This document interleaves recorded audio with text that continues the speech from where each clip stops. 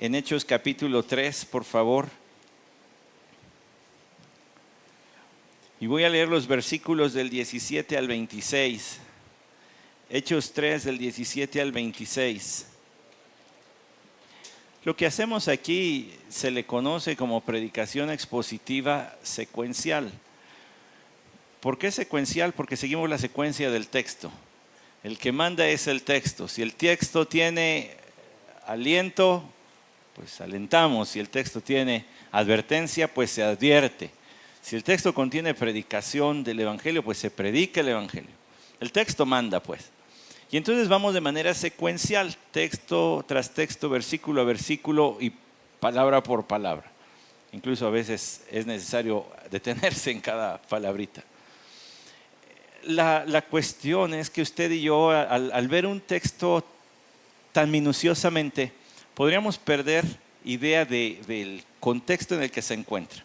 Ahora nos centramos en lo que hoy vemos o lo que vimos la vez pasada y perdemos el contexto. Déjeme comentarle. Para este momento la iglesia cristiana ya había nacido.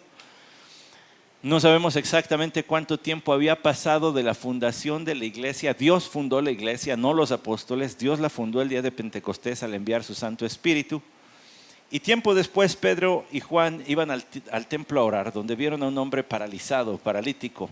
Lo más probable es que haya tenido sus extremidades inferiores paralizadas y por tanto con los rasgos que presentaría un miembro del cuerpo, músculos que no han sido usados por muchos años, hubiese sido un hombre de verdad que sus piernas denotaban debilidad. En el nombre del Señor Jesús ellos sanan a este hombre, a este paralizado, a este paralítico. Y de lo cual todo mundo se dio cuenta porque era muy conocido, todos lo veían allí pidiendo limosna. Una vez sanado, entró con Pedro y con Juan al templo dando de brincos y alabando a Dios. Fue notorio, todo el mundo estaba asombrado. Y Pedro, evangelista oportunista, ¿verdad?, aprovecha la oportunidad y dice, de aquí soy. Y les predica el evangelio de una forma clara, contundente e incisiva, porque no rehúye decirles, ustedes mataron al autor de la vida. Ustedes son culpables de la muerte de Cristo Jesús. La sanidad que han visto que se realizó fue hecha en el nombre de Jesús. Ustedes deben creer en Él. En la siguiente parte de su mensaje, la primera habla de que Jesús es poderoso para sanar. La siguiente habla de que Jesús es poderoso para salvar. El versículo 18 es el que hace una especie de bisagra donde enlaza ambos temas.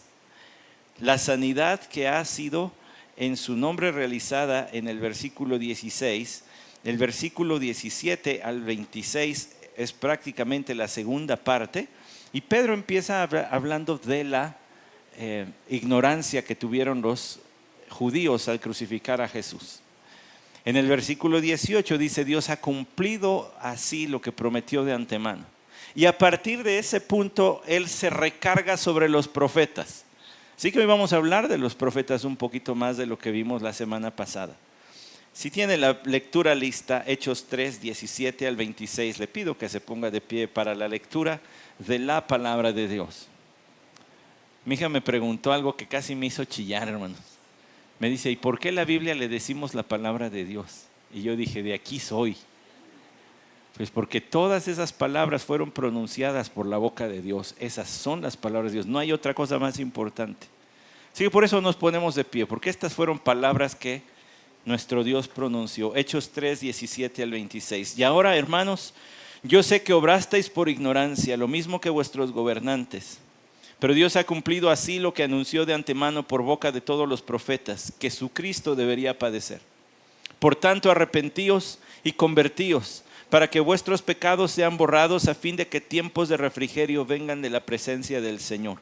Y Él envía a Jesús, el Cristo, designado de antemano para vosotros, a quien el cielo debe recibir hasta el día de la restauración de todas las cosas, acerca de lo cual Dios habló por boca de todos sus santos profetas desde tiempos antiguos. Moisés dijo, el Señor Dios os levantará un profeta como yo de entre vuestros hermanos. A él prestaréis atención en todo cuanto os diga. Y sucederá que todo el que no preste atención a aquel profeta será totalmente destruido de entre el pueblo. Y asimismo todos los profetas que han hablado desde Samuel y sus sucesores en adelante también anunciaron estos días. Vosotros sois hijos de los profetas y del pacto que Dios hizo con vuestros padres al decir a Abraham, y en tu simiente serán benditas todas las familias de la tierra. Para vosotros en primer lugar, Dios, habiendo resucitado a su siervo, le ha enviado para que os bendiga a fin de apartar a cada uno de vosotros de vuestras iniquidades.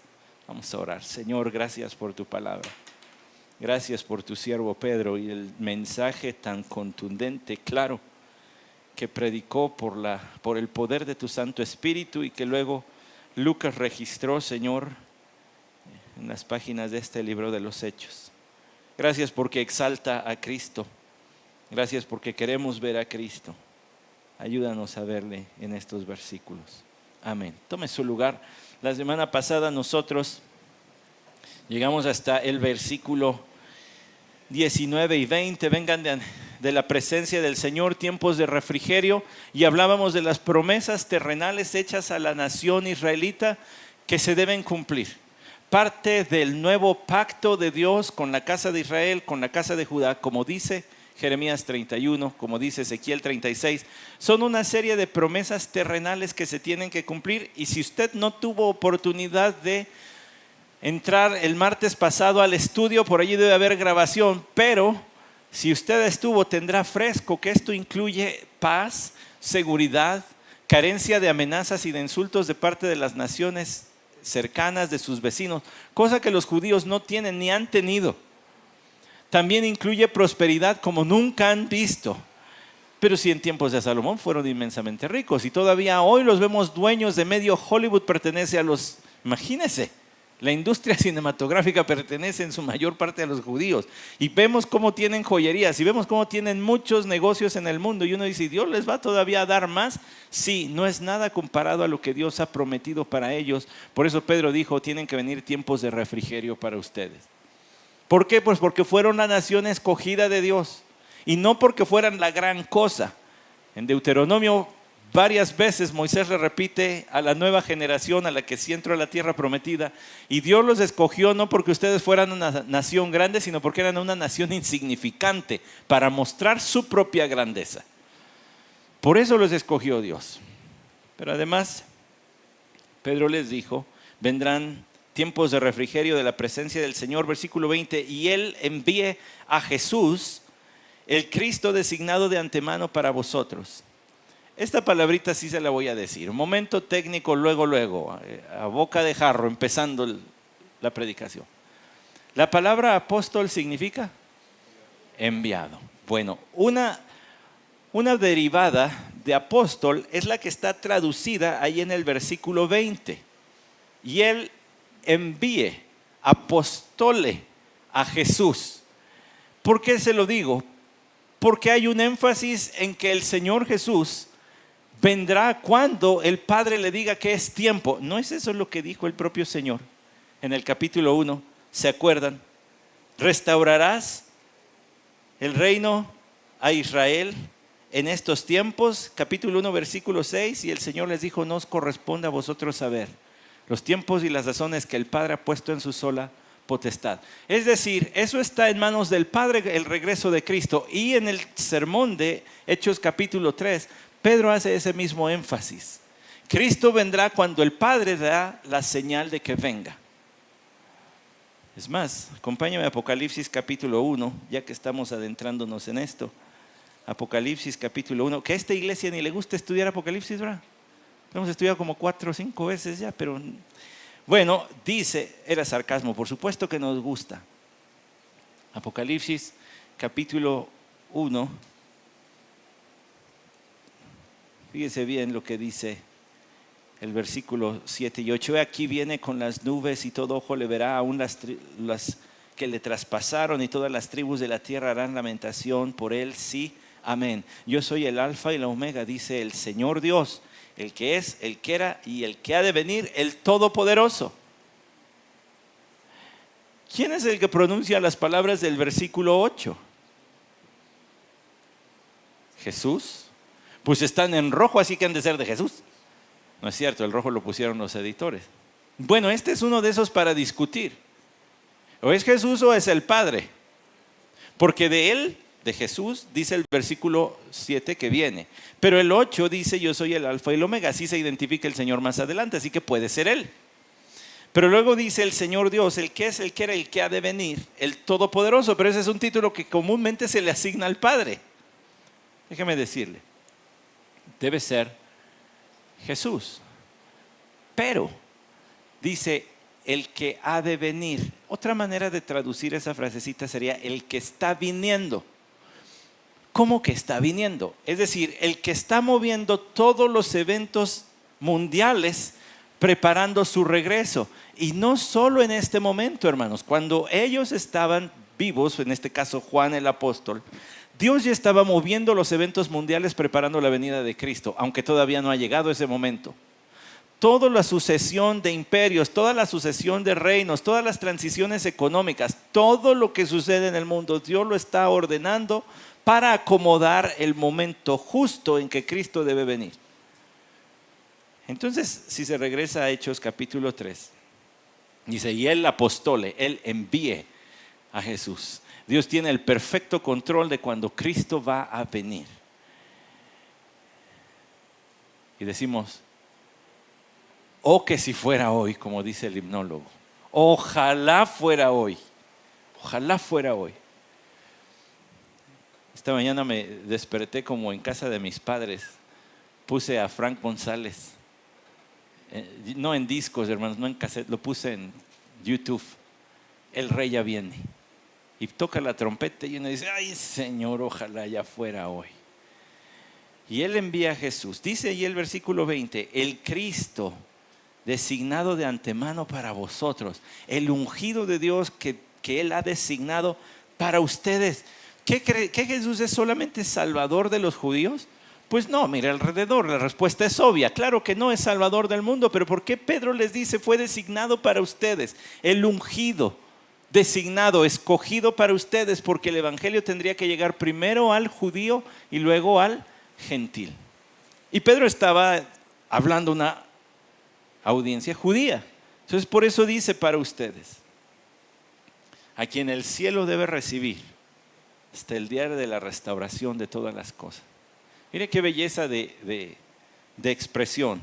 A quien el cielo debe recibir, a quien el cielo debe guardar, debe mantener allí. Ahora, déjeme decirle algo curioso, ¿verdad? Los judíos en su manera de entender los tiempos finales, particularmente su manera de entender la figura del Mesías, la figura de los tiempos finales en el Mesías, lo que ellos pensaban es que el Mesías debería traer una época de paz. Y entonces me metí a esta página de internet que les digo que está hecha por judíos, a investigar, pues, ¿qué piensan los judíos de esto? Y ellos dicen lo siguiente, es interesante leer lo que ellos dicen. De nuestros vecinos cristianos, la manera más fácil de desbancar su postulación de Jesús como el Mesías es que su venida no fue seguida de un tiempo de paz como el que está profetizado en los profetas, sino que su vida pasó de forma intrascendente en cuestiones de paz. Fin de la cita.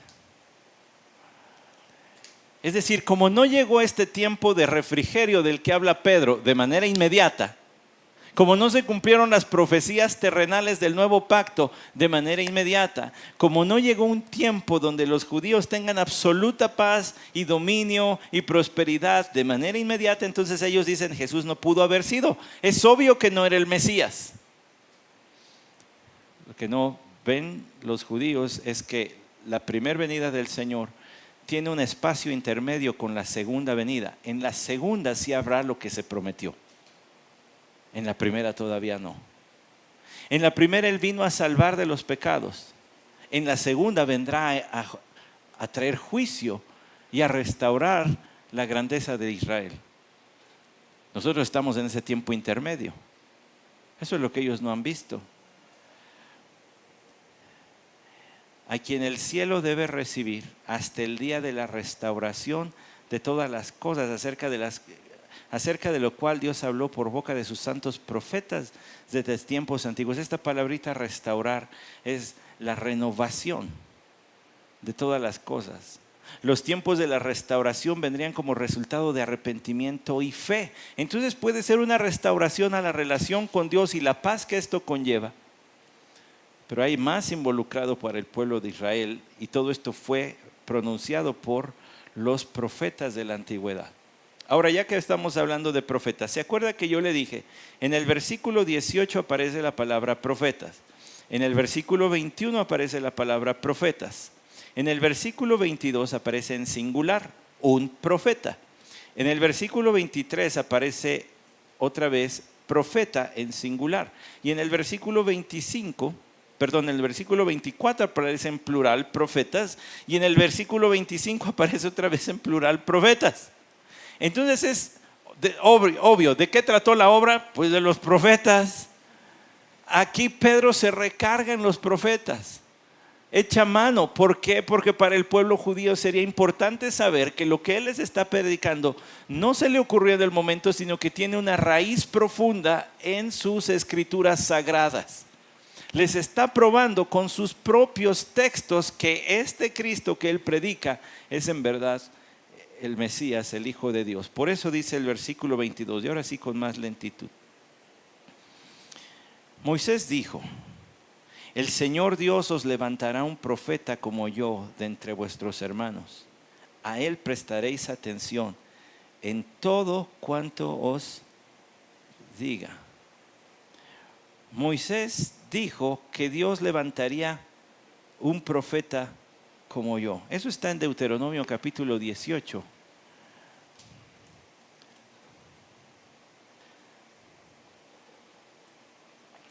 Deuteronomio 18, versículo 18.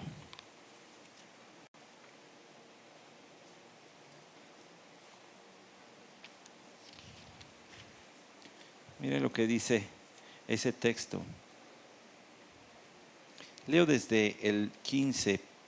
Profeta de en medio de ti, de tus hermanos, como yo te levantará Jehová tu Dios, a él oiréis, conforme a todo lo que pediste a Jehová tu Dios en Horeb el día de la asamblea, diciendo: no vuelva yo a oír la voz de Jehová mi Dios, ni vea yo más este gran fuego para que no muera. Y Jehová me dijo: han hablado bien en lo que han dicho. Profeta les levantaré de en medio de sus hermanos como tú, y pondré mis palabras en su boca, y él les hablará todo lo que yo mandare. Mas cualquiera que no oyere mis palabras, que él hablara en mi nombre, yo le pediré cuenta. Este es el profeta que Dios dijo que había de enviar, dice Pedro. Allá Moisés. Ahora imagínense, para el judío escuchar mencionar el nombre de Moisés como una razón de autoridad, pues era de cuadrarse. El rey más importante había sido David, pero el profeta y líder más importante había sido Moisés. Es de los que les digo que los niños judíos tenían su póster en la pared de Moisés abriendo el mar Rojo. Era el héroe nacional. Los niños chilangos tienen a sus héroes allí, pero ellos tenían a Moisés. Este es el héroe nacional. Cuando Pedro cita a Moisés, entonces evoca la autoridad de un líder que para ellos era reconocido. Pero no solo eso, y más allá de eso, está citando la palabra de Dios. ¿Se acuerda de la pregunta de mi hija? ¿Por qué le decimos a la Biblia la palabra de Dios? Pues porque estas palabras fueron pronunciadas por Dios. Le tuve que parafrasear a mi hija 2 Timoteo 3:16, toda la escritura es inspirada por Dios. Porque si le digo escritura, ella va a decir: ¿y qué es escritura? ¿O cuál escritura? ¿O lo que yo escribí? No. Toda la Biblia salió de la boca de Dios, fue pronunciada por Dios. Y Moisés está citando palabras que salieron de la boca de Dios cuando dijo: el Señor Dios os levantará profeta como yo. ¿En qué sentido Moisés o Cristo es profeta como Moisés? Porque aquí viene un problemita para ustedes y para mí. Los judíos que escucharon a Pedro no tenían ese problemita. Nosotros sí. Nosotros tenemos en nuestras Biblias un libro que se llama Hebreos y que dedica una buena sección de su contenido a decir que Jesús es superior a Moisés. Entonces, cuando dice profeta como yo, desconoce lo que habla Hebreos o lo que después escribiría el escritor de Hebreos acerca de la superioridad de Jesús sobre Moisés, o en qué sentido está diciendo que sería un profeta como Moisés. Bueno, sería un profeta como Moisés que hablaría las palabras que Dios le habría dado, que no hablaría de su propia cuenta, sino aquello que hubiese escuchado del Padre. Eso sería lo que él diría. Por tanto, aquel que rechazara oír a Jesús estaría más bien rechazando lo que Dios dijo. Me acompaña a Juan capítulo 12. Está ahí enseguidita, es el libro anterior a Hechos. De pasada, déjeme decirle, este es el cerrojo final del ministerio público del Señor Jesucristo en el recuento de Juan. Versículo 47 de Juan 12, Juan 12, 47. Si alguno oye mis palabras y no las guarda, yo no le juzgo, porque no vine a juzgar al mundo, sino a salvar al mundo. El que me rechaza y no recibe mis palabras, tiene quien lo juzgue. La palabra que he hablado, esa lo juzgará en el día final. Porque yo no he hablado por mi propia cuenta, sino que el Padre mismo me ha enviado me ha dado mandamientos sobre lo que he de decir y lo que he de hablar. El que me rechaza a mí en realidad está rechazando al Padre, está rechazando a Dios. El que rechazara a Moisés estaría rechazando la palabra de Dios. El que rechaza la Biblia rechaza a Dios. El que no acepta que este libro es verdad de Génesis a Apocalipsis está llamando a Dios mentiroso. ¿Eso de qué sirve? Eso no sirve para nada. Está llamando a Dios mentiroso. Entonces, ¿en qué sentido Jesús es un profeta como Moisés? En que habló las palabras de Dios al pueblo. En que no dijo otra cosa más que lo que Dios quería que dijera. Vaya aseveración esa. Porque además allí en Juan capítulo 12, nada más déjeme decirle, en el versículo 47 y 48, cuando habla de palabras no habla de discurso. Habla de palabra en específico. Mire, para los lectores griegos esto hubiera sido muy claro. Si Jesús se hubiera referido a sus discursos, hubiera dicho, si alguno rechaza mi logos, eso quiere decir discurso. Pero no usó esa palabra. Jesús dijo, si alguno rechaza mi rema. Mi rema se refiere a la palabra en específico. Es decir, que cada una de las palabras de Cristo Jesús tienen un peso y un valor por el cual deben ser reconocidas y obedecidas. Ya nos agarramos la onda. Cuando veo que las cejitas se levantan en muchos, digo, ya nos agarramos la onda. Cuando se abren los ojitos. Porque entonces todo lo que Cristo mandó cuenta. Es palabra de Dios. No, nosotros no estuvimos en el Sinaí allí sacudiéndose y los relámpagos y el fuego. No estuvimos allí, pero tenemos la Biblia. Nosotros no tuvimos a Moisés con el rostro resplandeciente teniéndose que cubrir con un velo porque venía con la gloria de Dios en su rostro, pero tenemos la Biblia. No, nosotros no tuvimos al Señor Jesucristo aquí al lado y escuchando su voz física resonando en nuestros tímpanos, pero tenemos la Biblia. Todo lo que Dios ha dicho cuenta. En ese sentido, Cristo es un profeta como Moisés. Aunque sin duda es un profeta superior a Moisés. Y como dije, el libro de Hebreos habla de su superioridad porque trae un nuevo pacto. Nada más vaya rápido. Les dejé de tarea, ¿se acuerdan? Leer Hebreos capítulo 7, 8 y 9. Pues entonces ya les va a sonar familiar. Refiriéndose a Jesús y a Moisés. Hechos 4. Así que si él estuviera sobre la tierra, ni siquiera sería sacerdote, habiendo sacerdotes que presentan las ofrendas según la ley, los cuales sirven a lo que es copia y sombra de todas las cosas celestiales.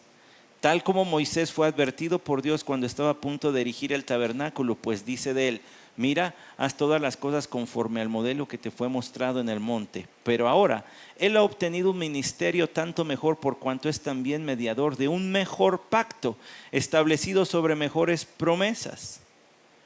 Pues si aquel primer pacto hubiera sido sin defecto, no se hubiera buscado lugar para segundo pacto. Y esa es una de las varias. Si usted regresa al capítulo 3 de Hebreos, habla de la fidelidad de Moisés en el capítulo 3, versículo 5. Y Moisés fue fiel en toda la casa de Dios como siervo, para testimonio de lo que se iba a decir más tarde. Pero luego habla de la superioridad de nuestro Señor Jesucristo. Fíjese lo que dice en el versículo 12: tened cuidado, hermanos, no sea que en alguno de vosotros haya un corazón malo de incredulidad para apartarse del Dios vivo. Antes exhortaos unos a los otros cada día mientras todavía se dice hoy, no sea que alguno de vosotros sea endurecido por el engaño del pecado, porque somos hechos partícipes de Cristo, si es que retenemos firme hasta el fin el principio de nuestra seguridad. Es Cristo superior a Moisés, pero es semejante a Moisés en hablar lo que Dios dijo y solo lo que Dios dijo. Allí regreses a Hechos 3:22: les levantaré un profeta como yo de entre vuestros hermanos, a él prestaréis atención en todo cuanto os diga. ¿No le suena conocido? Seguramente sí le suena conocido. Recordará usted el bautizo del Señor Jesucristo y la voz celestial diciendo que esto es mi Hijo amado, a él oí. Y se acordará también del monte de la transfiguración, Moisés, Elías y el Señor reunidos, y que dice la voz de Dios: este es mi Hijo, a él oí. Estaba Moisés, ya dijimos, el rockstar del pueblo de Israel. Estaba Elías. Y el Señor dijo: no, a Cristo. Oigan a Cristo.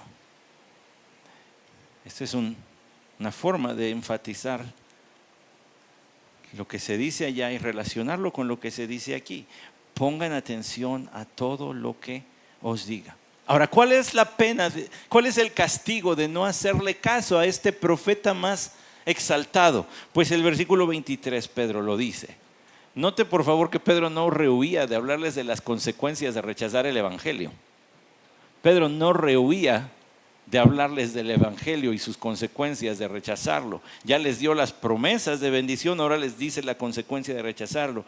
Versículo 23: y sucederá que todo aquel que no preste atención a aquel profeta será totalmente destruido de entre el pueblo.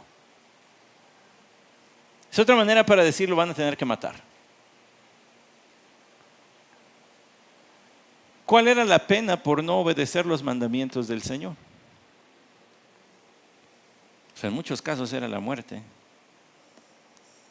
Una y otra vez el Señor habló a su pueblo de Israel diciendo, por ejemplo, en Deuteronomio 4:4: guardadlos pues y ponerlos por obra, porque esta es vuestra sabiduría y vuestra inteligencia ante los ojos de los pueblos, los cuales oirán de todos estos estatutos y dirán: ciertamente pueblo sabio y entendido, nación grande es esta. Ahora, ¿qué pasaría si no oirían? Guardad pues mucho vuestras almas, pues ninguna figura visteis el día que Jehová habló con vosotros en medio del fuego. Este es Deuteronomio 4:15.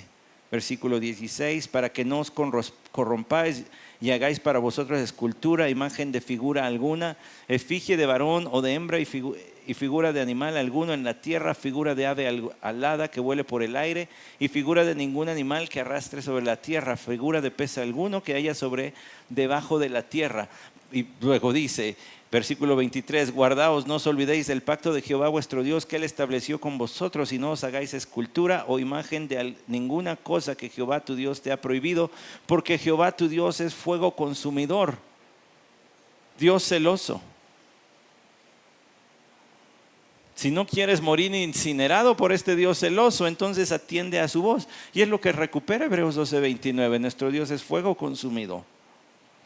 No solo allí se habla de Dios como fuego consumidor, se habla también en otros lados del libro de Deuteronomio, pero la exhortación es obedece, obedece o vendrá Dios a castigarte.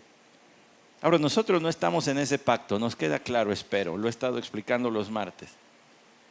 No estamos en el pacto de obras, en el del desempeño. Si te portas bien te bendigo, si te portas mal te castigo. Nosotros no estamos en ese pacto.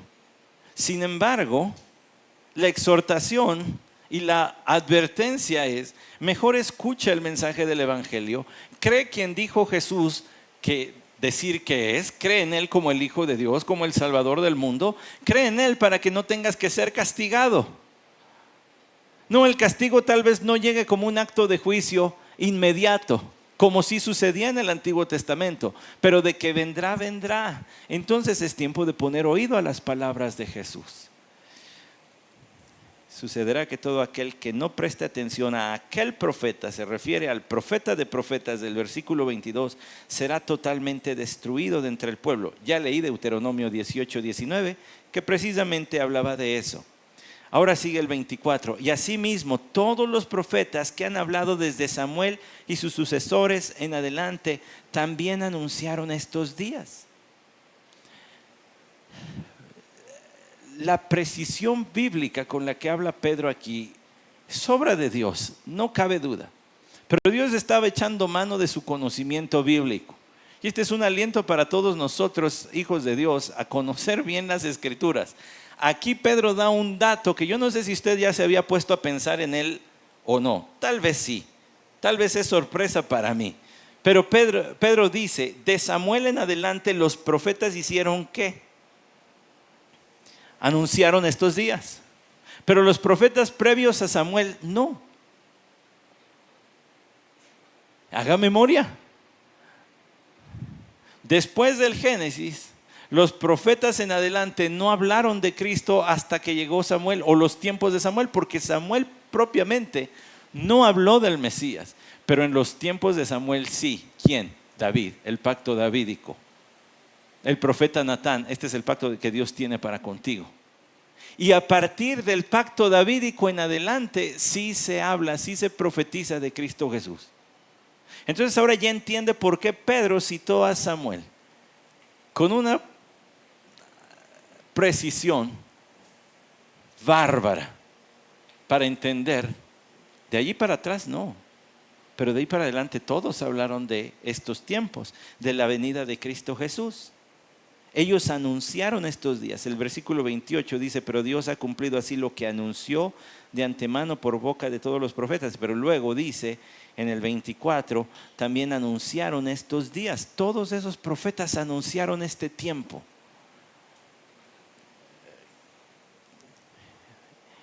Los profetas que han hablado desde Samuel y sus sucesores. Versículo 25: vosotros sois los hijos de los profetas y del pacto que Dios hizo con vuestros padres, al decir a Abraham: y en tu simiente serán benditas todas las familias de la tierra. Mire, regrésese rápido, porque si usted es como yo, quizá tenga una o varias Biblias donde anote cosas que le ayuden a entender más adelante. Por eso luego traigo esta, porque esta está llena de muchas cosas que no pongo en otros lados. Pero en Hechos capítulo 22, Hechos 4:25, Pedro está citando el pacto abrámico que encontramos en Génesis 22, en el versículo 18: y en tu simiente serán bendecidas todas las naciones de la tierra, porque has obedecido mi voz. Y Pedro nos ayuda a entender, nos explica que la promesa de Dios a Abraham es que vendría bendición. Habría una bendición que abarcaría a todas las naciones de la tierra por medio de la descendencia de Abraham. Nosotros entendemos el mayor de los descendientes de Abraham, Cristo Jesús. ¿Cómo va a bendecir Dios a todo el mundo? Bueno, antes de responder esa pregunta, con el versículo 26 Déjeme nada más desmenuzar un poquito lo que dice el versículo 25. Vosotros sois hijos de los profetas. Al llamarles hijos de los profetas, Pedro lo que está haciendo es que los está amarrando al mensaje. No hay manera de que ustedes aleguen ignorancia. No hay manera de que ustedes aleguen que no son parte de esto. Si Dios envió este mensaje, lo envió a una nación y esos son ustedes. La promesa iba a ser para la bendición iba a ser para todas las naciones. Pero el medio de hacer llegar la promesa a todas las naciones son ustedes. Por eso Dios les dio profetas, para convertir a todo el pueblo en un testigo general de la promesa divina. Ustedes son hijos de los profetas y del pacto. Ahora ya nos entendemos mejor, ¿verdad? Aquí está hablando del pacto abrahámico. La relación, las condiciones de la relación de Dios con Abraham. Y le dijo, en tu simiente. Esa palabrita simiente bien se puede traducir como tu semilla. O sea, un descendiente consanguíneo vas a tener, por medio del cual serán benditas todas las naciones de la tierra. Serán bendecidas. Estábamos planteándonos la pregunta, ¿de dónde sale esto de que serán bendecidas? ¿Qué tipo de bendición?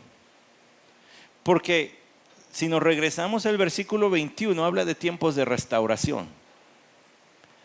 ¿Se está refiriendo que habrá un tiempo de prosperidad así general? ¿O qué tipo de bendición? No hay espacio para cabildear con esa idea, porque el versículo 26 lo explica.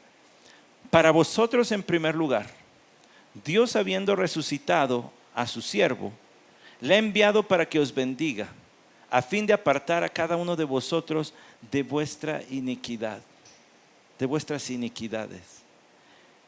Pero explica en qué consiste la bendición. Primero Dios envió a ustedes, ha resucitado a su siervo. Era necesaria la resurrección del Señor Jesucristo para bendecir a las naciones. ¿Por qué? Porque eso consuma la salvación. Entonces, si eso consuma la salvación, la segunda parte es más fácil de entender. Habiendo resucitado a su siervo, le ha enviado para que os bendiga. ¿Y en qué consiste esa bendición? En apartar a cada uno de vosotros de sus iniquidades. Pedro está explicando el pacto abrahámico. La bendición que Dios prometió a través de la simiente de Abraham, el cómo serían benditas todas las naciones de la tierra, consiste en traer perdón de pecados y apartar de iniquidad a cada persona que cree en Él. En eso consiste la bendición. Publicaciones ridículas de Facebook donde ponen que hay ciertos templos donde cae polvo de oro y ¿ya ha visto, no? Si no ha visto, mejor ni busque, olvide, borre lo que le dije. Pero hay tanta enseñanza queriendo prometer cuestiones materiales, como si ese fuese el principal atractivo del evangelio. Es más, como si esa fuera una promesa fehaciente del evangelio. Dios tiene promesas para los judíos, ya lo aclaramos, y por eso había que desmenuzar la semana pasada los versículos anteriores. La promesa y la bendición es espiritual. ¿Qué más quieres? Todas esas promesas que se hacen tienen el propósito de juntar gente, enriquecer a sus líderes. No les va a llegar, no les va a dar. Dios no prometió eso. Si Él lo da, es una forma de prueba y de bendición al mismo tiempo para el creyente, para probar su carácter. Dios bendice de manera material, sí, pero no como lo están presentando muchos. Dios nos llega a dar junto con Él todas las cosas si Él lo quiere. Pero la realidad es que la gran mayoría de los creyentes alrededor del mundo, muchos ni siquiera tienen para comer el día de mañana. Y los conocemos y los hemos visto y nos hemos sentado junto con ellos varias veces algunos de nosotros. ¿Dónde está la promesa? Me botó, ¿por qué cree que andaba en Facebook? Porque me llegó una alerta de tienes un recuerdo con una persona de hace tantos años. Y entré a ver quién era y era con mi querido hermano Vicente Barrios. Perseguido por el Evangelio de Cristo. Ridiculizado, burlado, apuñalado por el Evangelio de Cristo. Si la fe fuera recompensada con cuestiones materiales, ese hombre debió haber vivido en un lugar más grande que Los Pinos. Pero no fue así. Dios tenía preparado otra cosa. Que el Señor puede dar. Para disfrute sí, pero también como prueba para el carácter. Desnuda el carácter. Tanto la pobreza como la riqueza desnudan el carácter y se ve lo que hay en el corazón. Pero no estaba hablando de eso. Pero estaba diciendo, sí, como judíos tienen promesas de esas, se van a cumplir a su tiempo cuando Cristo regrese. Pero la bendición generalizada del Evangelio es el ser reconciliado con Dios por la fe en Cristo Jesús, el ser apartado de tus iniquidades, el ser perdonado tu pecado y cubierta tu culpa. Esa es la bendición de bendiciones, porque entonces ahí obtienes toda bendición espiritual en Cristo Jesús. Esa es la promesa del Evangelio. ¿Te interesa? Porque si no te interesa, no tengo mucho que predicarte. Porque si Cristo no es la perla de gran precio, el tesoro escondido que vale la pena dejar todo por adquirirlo, entonces no tengo que enseñarte, no tengo que decirte. Estás perdiendo tu tiempo. Es Cristo y nada más. Es Cristo. Y si cuando hablamos del pecado, tu corazón se hace chiquito, te sientes culpable, dices, ¿quién le habla a este hombre de estas cosas que me hace sentir tan culpable aquí? Si te duele, te entristece, entonces sabe que yo no sé nada, nadie me vino con el chisme, que lo más probable es que Dios esté tocando a la puerta diciendo, arrepiéntete ya, aquí está Cristo, cree en Él. Deja tu camino y vuélvete a Jehová. Por cierto, cuando Pedro cita a Moisés, en el versículo 22, él abre una sección que es prácticamente la conclusión de su mensaje. Porque casi con el tono, y bueno, es que cita palabras del Antiguo Testamento, pero casi con el tono, habla como Moisés. Escucha, Israel, Jehová tu Dios, Jehová uno es. Escucha, Israel, escucha, pon atención, escucha sus palabras. Saben, hermanos, no me avergüenzo del Evangelio y no me avergüenzo de que tengamos que pasar por este mensaje otra vez. Es similar al del capítulo 2. Y luego viene el del capítulo 10. Y luego viene el del 4. Y luego vienen los demás. Pero es que es Cristo. Quien tiene que ser exaltado es Cristo. La iglesia es de Cristo. El mensaje es de Cristo. La liturgia es de Cristo. Todo corresponde a Cristo. Que tengamos piedad de aquellas personas que son engañadas con palabrerías huecas y promesas falsas de parte de Dios. Que no les veamos como tontitos, ingenuos. Ay, qué bárbaros, qué pecadorzotes. Que tengamos misericordia de ellos. Y de quienes les enseñan esas cosas, pues tantito más, porque su condenación va a ser peor. Porque enseñan y prometen cosas que Dios ni ha dicho ni ha prometido. ¿Se acuerda lo que dice Judas? La conocemos como epístola. Yo creo que esta epístola cabía hasta en un post-it. A lo mejor eran las notas iniciales de Judas, pero fue lo que quedó plasmado aquí.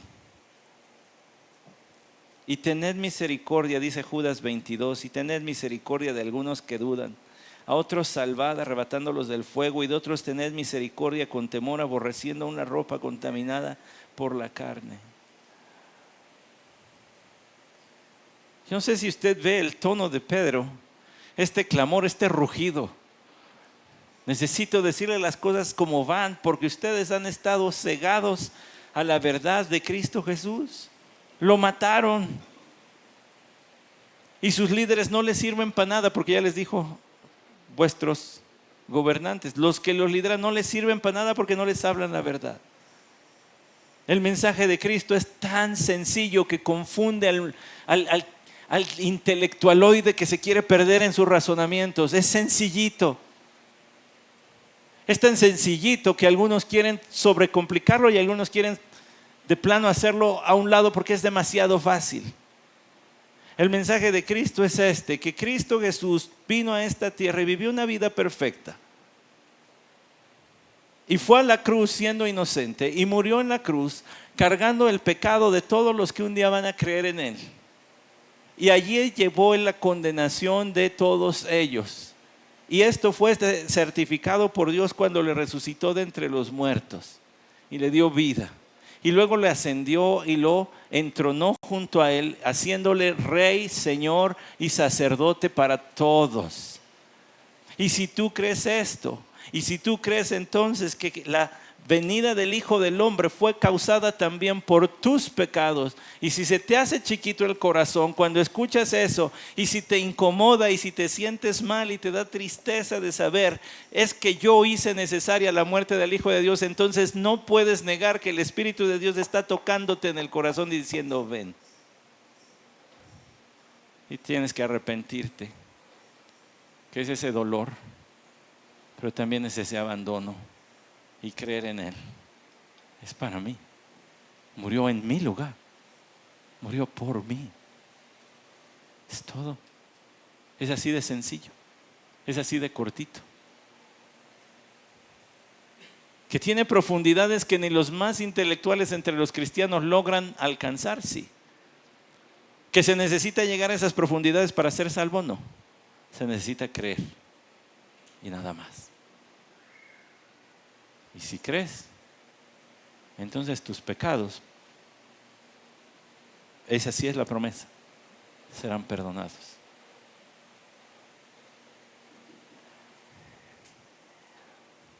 Pero hablaba así, y así es como nosotros hablamos. ¿Sabe? Me ha traído de cabeza el profeta Amós, pero un texto que se me quedó grabado es Amós capítulo 3.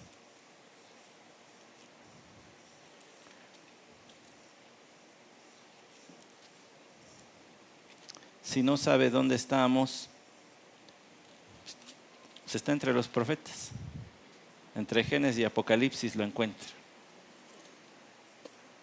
Amós capítulo 3, versículo 8.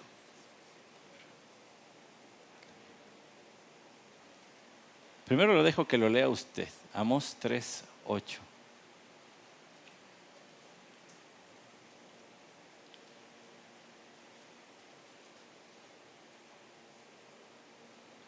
Ya lo leyó. Ha rugido un león, ¿quién no temerá? Ha hablado el Señor Dios, ¿quién no profetizará? Dios ya habló. Y habló a través de el profeta de profetas. ¿Quién se puede callar lo que Él ha dicho? Si usted y yo ya hemos disfrutado, ya conocemos el Evangelio y hemos sido perdonados, entonces ¿quién se puede callar? Sería un acto de crueldad cristiana no proclamar a Cristo Jesús y dejar a las personas en la ignorancia de sus pecados y no decir esto y decírselo a todos y decírselos una y otra vez. Y cuando nos digan ya no me hables de eso, ya me dijiste, entonces no te predico, pero sí sigo orando por ti. Eso no lo vas a poder callar. Mis oraciones no las vas a poder detener. Ese testimonio de Pedro es el testimonio de usted y mío. Es el mismo mensaje que debemos decir. Pedro dio testimonio por medio de un milagro, por medio de un mensaje. en el capítulo 3. Pero en el capítulo 4 seguirá junto con Juan dando testimonio por medio del maltrato. Cuando sean llevados ante el concilio en el capítulo 4.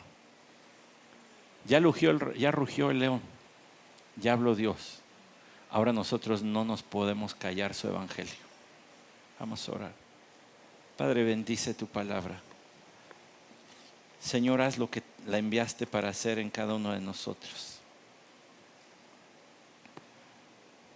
Que se convierta en alimento y ahora en semilla para proclamar este mensaje sencillo de Cristo Jesús, que a los intelectuales se les hace absurdo por su sencillez y a los simples se les hace un tropiezo. No pueden creer que sea tan fácil. Tiene que haber algo más, tiene que haber algún esfuerzo humano. Pues no, solo creer, solo creer.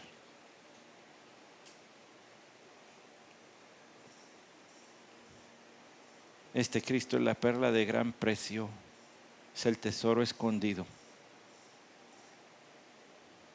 por el cual sí vale la pena entregarlo todo, venderlo todo, acabarse la vida en servirle, en proclamarle, en vivir como Él ha mandado. Así que, Señor, ayúdanos.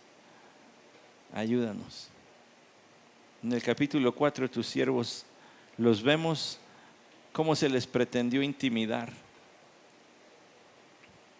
Para nada, para nada.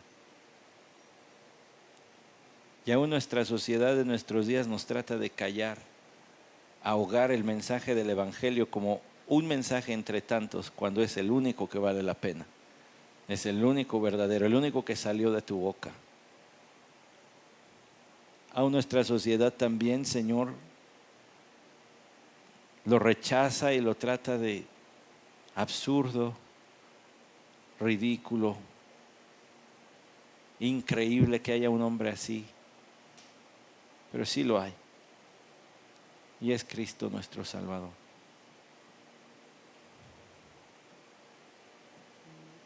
No salimos ni saldremos de nuestro asombro de que te hayas fijado en nosotros para hacernos parte de su pueblo, de su iglesia, para salvarnos.